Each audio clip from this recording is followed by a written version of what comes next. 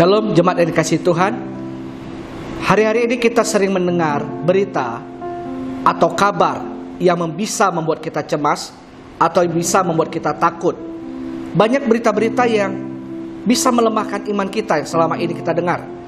Tetapi satu hal yang harus kita perhatikan, ada berita yang lebih baik daripada itu, yaitu Injil.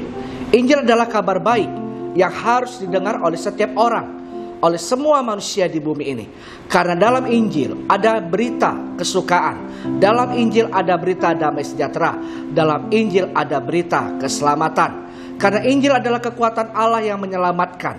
Oleh karena itu biarlah kita selalu mendengar kabar-kabar baik, yaitu Injil atau firman Tuhan. Hari ini kita akan belajar dari renungan. Hari ini berjudul Menghidupi Kabar Baik. Nah, bagaimana kita bisa menghidupi kabar baik? Dan apa itu kabar baik? Kenapa kita harus hidupi? Kita akan baca dari Lukas pasal 8 ayat yang pertama. Tidak lama sesudah itu, Yesus berjalan berkeliling dari kota ke kota dan dari desa ke desa, memberitakan Injil Kerajaan Allah. Ke-12 muridnya bersama-sama dengan dia. Mengapa kita harus mendengarkan kabar baik? Dan mengapa kita harus memberitakan kabar baik?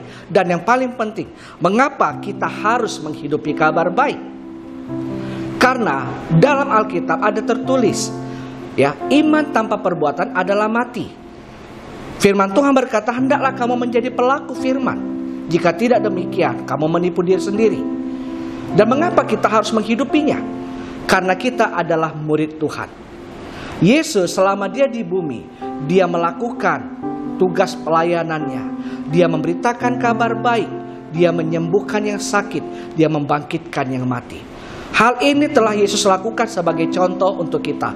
Dan tadi dikatakan bahwasannya ke-12 muridnya bersama-sama dengan dia. Artinya murid-murid Yesus mengikuti kemana Yesus pergi. Dan mereka melihat apa yang Yesus lakukan. Dan setelah Yesus naik ke sorga, murid-muridnya melakukan apa yang Tuhan Yesus lakukan. Inilah artinya mereka menghidupi kabar baik tersebut.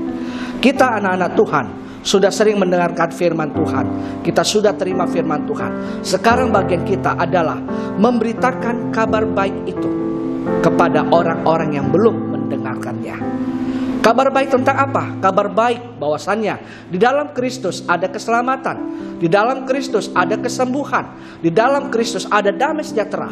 Bahkan di dalam Kristus kita mati akan masuk surga. Inilah kabar baik yang harus kita beritakan. Jangan sampai kita kalah dengan kabar-kabar dunia yang membuat kita cemas, yang membuat kita takut. Manusia butuh kabar baik. Oleh karena itu, jemaat Tuhan, engkau sudah terima kabar baik dengan cuma-cuma, dan beritakanlah kabar baik itu. Karena baik atau tidak baik waktunya, kita harus memberitakan firman Tuhan. Tapi sebelum kita melakukannya, hidupi dulu firman Tuhan yang sudah ada dalam kita. Tuhan Yesus memberkati.